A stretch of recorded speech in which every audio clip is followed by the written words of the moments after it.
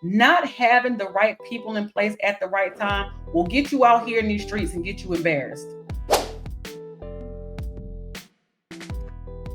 Hey, y'all. Welcome to the Unraggedy Nonprofit. Boone here again, giving you a little bit of raggedy information so I can help you become unraggedy out here in these nonprofit streets. I want to, this week has been a little bit wild, right? You have all kinds of stuff going on in the nonprofit space, in the nonprofit community. One story that caught my attention this week was about a senior citizen home in Florida that has filed for bankruptcy. This senior citizen or senior citizens living facility is a nonprofit organization, and they have filed for bankruptcy. That's not uncommon. Things happen. Folk file for bankruptcy all the time. Financial issues usually lead to that. But what I found really interesting about the situation is that residents of this home have loaned the nonprofit upwards of $675,000, right?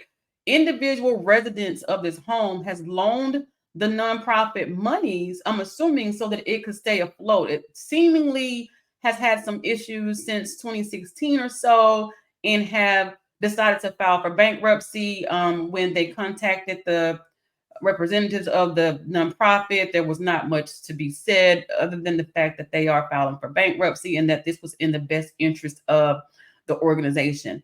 My concern about residents loaning the nonprofit money is, I'm like, oh my God, why? Like, why are the residents loaning the organization money?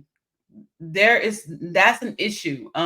When you, and again, I don't know the insides of the story. I don't work there. I don't know anybody who works there. I don't consult with them.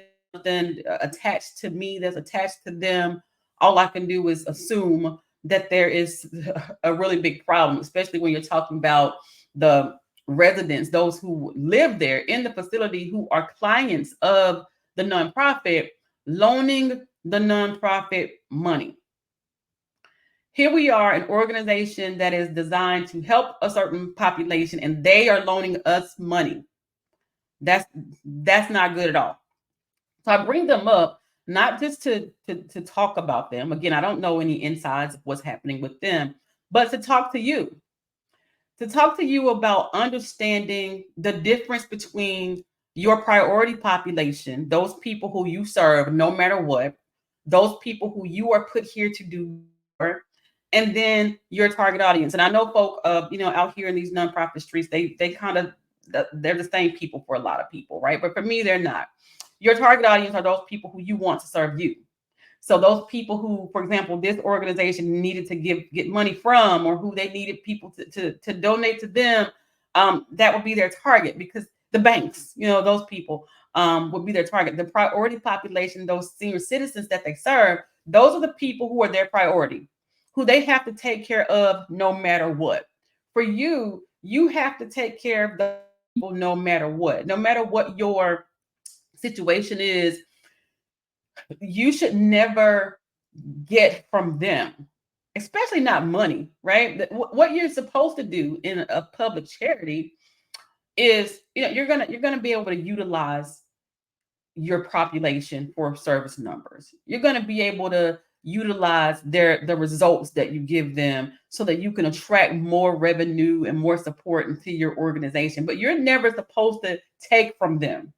You're there to build them up, right? I don't understand why this organization would get loans from those people they serve. It just doesn't make sense. It doesn't seem ethical to me that they would do these things, and they've gotten away with it for a minute, and now they've decided to file bankruptcy. So with filing bankruptcy, does this now mean that these individuals, these senior citizens who loaned them this money, will not be able to recuperate this money? This is crazy, y'all. Don't do stuff like that. All right. For those of you who are out there serving, first of all, you want to make sure that you protect your priority population at all costs. You should never even bring them into this mess, this foolishness of yours. Was there not anywhere else you can get a loan from? Did you have to get a loan from those people that you are serving? If you have gotten to the point where no one or no agency, no institution outside of your organization wants to support you with the loan finance, you should have shut this down then, if that's what you think you needed. I'm not a real proponent of loans and things for nonprofits, especially if you're a new organization. I'm like, nah, because if you can't figure out how to pay your regular bills, how are you gonna pay the loan back? So I don't support that at all. What I'm saying though is that you should never be in a situation where those who you are supposed to serve have to serve you. If you're the organization, you're the group that is supposed to be serving. If they're giving you loans, they are serving you. That's not the way around this. Okay. um if you are serving, and I say this a lot, and people look kind of like, Ty, what do you mean by this? Your job is to serve these people no matter what, right? If you can't serve them, do what's best for them, refer them somewhere else, send them to service. That's your job. Sometimes we get a little bit egotistical and we hold on to things longer than we have to. If this organization was facing some financial situation in 2016, identifying those situations then and making the decision then before filing bankruptcy probably could have saved them a lot of time and a lot of publicity. You don't, the news, y'all, the news will drag you. If you are a public charity, you're out here in the public, you're taking public funds, your business is going to be all in the streets. People going to know that you did stuff like get loans from senior citizens. You don't want to be out here in these streets like that. You do not. You want to really pay attention to your financials, your board. This is why having strong, attentive board members is so important. And I know a bunch of you guys are founder EDs and y'all try to control stuff and y'all control who's on your board, y'all control what they're looking at. Not having the right people in place at the right time will get you out here in these streets and get you embarrassed. Will have your name all over the news talking about you borrowed money from senior citizens. That ain't what you want. That's not the kind of energy that you want. The best thing that you can do is to start things on a solid foundation and make sure that you are fiscally responsible. Again, I don't know the insides of this organization. I don't know what happened. I don't know if somebody took some money and then before you knew it, we couldn't support the facility or what. But if they started having issues in 2016 or so, somebody should have stepped in. And I'm pretty sure, between 2016 and now, we had COVID pandemic, we had COVID response, rescue, relief dollars. They probably got some of those funds and they probably could have kept going if they were to manage those funds correctly. The problem is that a lot of folk got those monies and didn't do the right thing with them. And because they didn't do the right thing, now they find themselves post-COVID, post-pandemic, shutting down, filing bankruptcy, doing all this kind of stuff because nobody thought that, hey, what's going to happen to us when this is over? What does it mean for us when these monies are gone? How are we going to maintain and sustain this organization?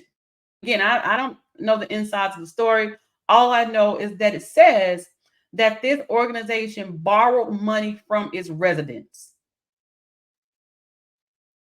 Why would you do that? You have people that you serve in your organizations. You have people that you serve. There's a line, there's boundaries that you have to draw between your service and what they do to support you. Sometimes you'll see, and I'll see out in the street, sometimes I'll see participants engaging in fundraisers that their organizations are doing. You'll see kids out washing cars, helping to get money for their organization. You'll see people out passing out flyers, helping to raise. That's the line. That's the line. Unless there's something in place, if you're saying, if participants are paying you $1 or paying you an enrollment fee or whatever, that makes sense. But why are you borrowing money from them? Why are you looking at folk who are, sometimes are in an economically a disadvantaged situation and you borrow money from them? I'm pretty sure if they were able to give it to them, they weren't struggling financially. But there has to be some kind of ethical concern from whoever agreed that could be done, especially because this senior citizen space is a nonprofit. Nobody thought about ethics. as it relates to that? Can I borrow money from my clients? Can I borrow money from those that I'm supposed to serve, that are supposed to be paying us to stay here, and we're borrowing money from them? Just doesn't make sense at all to me. Um, when you're operating your organizations, you want to make sure that you never cross the line of ethics. And ethics are long. There's a lot of things that you have to think about and consider. The way that you might run your everyday life is not the way that you run a nonprofit organization. You can get into a lot of trouble doing things the way that you always do them. So you want to make sure you're doing things that are ethically sound and correct. And that makes sense. Some of this stuff don't even make sense.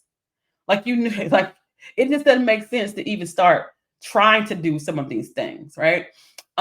When you're serving, you want to understand that you are the so-called authority in the situation. You're expected by your priority population to have it together.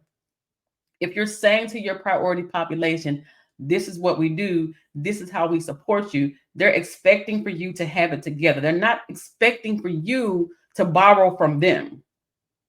You're the ones on this end of the spectrum, right? Who is giving to them, not the other way around. Now, again, everything is not free. People are charging for enrollment fees, registration fees, program participation, membership fees. Okay, that's fine. But where do you draw the line? Borrowing money from your participants. That's where the line should be drawn. Um, And I don't know, again, I don't know the situation. I know they're filing for bankruptcy. I don't know what this means for, I think it was like 100 or so residents who live in this facility. Will they now not have a place to live? Do they have to get on some type of waiting list to find another senior citizen facility to live in? What does it mean to them? Are we shutting down, or are we just filing bankruptcy? What are we doing? What are we doing? And again, when you are a nonprofit, this stuff becomes public information. Everybody knows it. You want to make sure that you remain fiscally responsible. You want to make sure that you have a board who's going to hold you fiscally accountable. Sometimes, y'all, and I'm talking to founder EDs. Founder EDs can be some of the worst. And I don't know if this facility was run by a founder ED or not. I doubt it. I doubt it very seriously. But I'm talking to you guys who are founder EDs. Can be some of the worst, where you're holding things so close. You're like, oh my God, I don't want anybody to know my financial situation. It's not yours. It's the organization's financial situation. I don't want to share this with my board. You have no choice. Your board is supposed to know what's going on with your organization financially. And if you're keeping things from them, you'll wait until it's too late, even if you are the founder ED and you're holding things close, when things blow up like this, it gets to be public. It's better to involve those people who can support you and redirect you and help you and hold you accountable. It's better to involve them now early on than it is to wait until you're on the nightly news because you're filing bankrupt, because you're shutting your doors, or because you've done something that's out of compliance. Right? You have to remember that public charity is not about you. It's about the community that you serve. It's about the community that's being represented through your services. It's not yours. And I know y'all can argue with me if you want to. You don't own it. So it's best to get the board involved early on so they can help you to facilitate the organization and keep you out of trouble like this. There should be, when you have your board meetings and when you have your checkups and you have your accountability sessions going on, somebody should be looking at your financials to know well ahead of time, hey, this is leading to bankruptcy.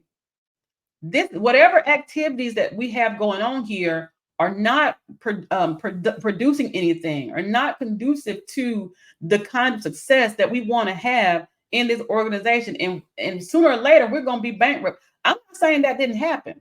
Somebody might have said that to whoever.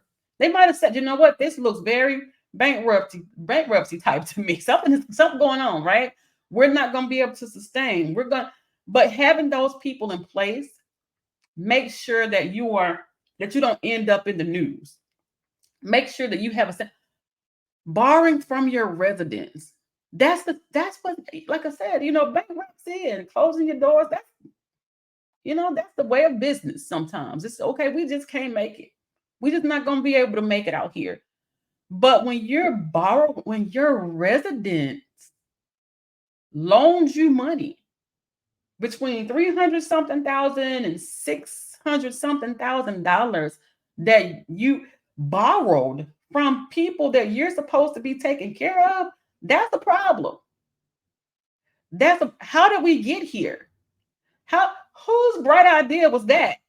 To say, you know what, we don't have the money. Let's borrow from Miss So and So, and we'll pay her back later. And we're a nonprofit. Is Miss So and So a bank? I don't. Does she own a bank? I don't know. But that just doesn't feel right. Doesn't feel right. Doesn't seem ethical. And I know, a lot of struggling nonprofits. And again, I don't know about that organization, but a lot of struggling organizations, especially those of you who are founder EDs, sometimes y'all find yourselves in fiscal restraints, right? And you're like, you know what? There's something that has to be done. We have to be able to get some money, and we get desperate. And when we get desperate, we start looking for money in all the wrong places. We start asking all the wrong people for money. We start taking out lines of credit and loans that we know we can't pay back. And again, this is not in the public charity. This is not the do what you got to do money kind of thing. You have to be able to operate in integrity. You have to be able to comply. There are some rules that you have to comply with. There's ethics in this work that you have to comply with. And you don't want to be out here stretching your credit line when you can't even get in the first $500 on your own through your programs. A lot of you guys are missing the mark, right? Because you're thinking that, hey, if I can't get a grant, I'll just get a loan, or I'll just get a line of credit, or whatever. But at the same time, you haven't quite figured out how to generate consistent revenue for your organization. If you can't do that, how are you going to pay the loan back? How are you going to pay the line of credit back? If you haven't figured out how to monetize your programs, ethically monetize your programs, when you get this line of credit or you get this loan or whatever you're deciding to do, how are you going to pay it back? And then when you can't pay it back, you filing for bankruptcy. You're closing your doors. Your nonprofit got bad credit. Something just isn't right about. Why does a nonprofit have bad credit? Something's just not right about that, right? So be careful out here, y'all. When y'all are looking to advance your organizations, do it strategically. Do it where it logically makes sense that this is the type of advancement that we need to be having right now. You want to make sure that your organization is ready for that next move that you're trying to pursue. You want to make sure, if you're trying to grow, and a lot of folks just try to, want to grow and try to grow their organizations from point A to point B or whatever, and are taking things too fast. It's okay to slow down. You may not be ready for this space. Building space. Oh my gosh, that's the big thing. Everybody wants a building. You may not be ready for that right now. If you're not ready for that and you decide, okay, well, we're just going to get a mortgage, or we're going to take out this loan, we're going to do whatever, and you haven't figured out how to generate revenue right now, how are you going to pay for the space? We just got to. What happens if you get this building and you just in the space? So many organizations are just in the space, just there every day. Nothing's happening. You may be serving people. You may not even be charging them. You may be serving them for free. No other revenue is coming into the space. And before you know it, you're ending up paying, because you're the founder ED and you've taken this so personal, you've ended up paying things out of your pocket that your organization should be paying for. You're trying to keep it afloat. And after a while, you just lose it because you give up, because you're ready for that yet. Know what you're ready for and take your time. I'm not saying you never get a credit line, you never get a loan for your, because sometimes you do. Once you've grown to that space where this is the absolute necessary thing that you have to do, then you do it. Once you're in a space where you're trying to expand your reach and you understand where you are now and that you're growing at this kind of speed, then you do those things. But you wait until it's time for you to do those things, especially if you do not yet understand how to bring revenue in at your current level. If you can't bring in money now, you're gonna have a hard time trying to figure out how to bring in money with a loan. Because you're gonna be like, oh, we got a loan. Now I'm just using my loan to do whatever. And how am I gonna pay it back? How am I gonna make a profit? How am I gonna get this loan so that it brings me even more revenue for the organization? If you don't know how you're gonna do that, then you should not be taking out a loan, right? And you definitely should be borrowing money from your clients. That was the most crazy thing I've ever heard. I don't think I've ever heard of something like that, where you're borrowing money from the people that you serve. I don't get that at all. I don't care if they were, trillionaires. How are you borrowing money from the people that you serve? You are a public charity. Doesn't make sense to me. If it makes sense to somebody else, y'all let me know. But I've never heard of that. I've never heard of anybody doing something that extreme and then filing bankruptcy. Now I'm questioning whether or not these people that you borrow the money from, will they even ever get their money back? Like, what's happening? What's going on here? I don't know. That's the population that you serve. You're serving senior citizens. What do their families think about it? Like, were their families aware that you were borrowing money from them? I'm not saying they were disabled senior citizens. I don't know. Again, I don't know. All I know is what I read in the story. But what does that mean? What does that mean for the people in charge of the organization? What happens? How will the families file a lawsuit against them for borrowing from their parents or their loved ones, or like what? I don't get it. Things that you just don't do. Okay, that's being raggedy. Do not borrow from your program participants. Do not borrow money from your clients. Okay, that just has wrong and raggedy written all over it. And if you don't want to be raggedy, don't do that. Okay, so again, pay attention, be careful, understand your priority population, understand that you are there to serve them and not the other way around. They're not there to serve you. Be sure that you have a board and someone who is going to hold you accountable for this mess that y'all are doing. There should have been somebody on that team somewhere who's saying, you know what, I don't think that's right. I don't think we need to be borrowing money from our residents. Somebody should have stopped that. Somebody should have done it. Apparently nobody did, but they're filing bankruptcy. You don't want to be like them and then have all this kind of scandalous stuff to follow you about you're borrowing money from your clients, from your residents, from your participants. Just the raggedy way around things. Okay. Be sure, and that's all I got. That's all I got today. I want to make sure that you guys understand that some things are just not acceptable. That's one of the things that's not acceptable. If you would like to be a guest on the Unraggedy podcast, be sure to select the links that you'll see here to be one of my guests. I promise you I'll be nice. I just want to help you to become unraggedy out here in these nonprofit streets. If you would like to check out some Unraggedy Nonprofit merch, be sure that you do that. And we'll see you next time. Talk to you later. Bye-bye.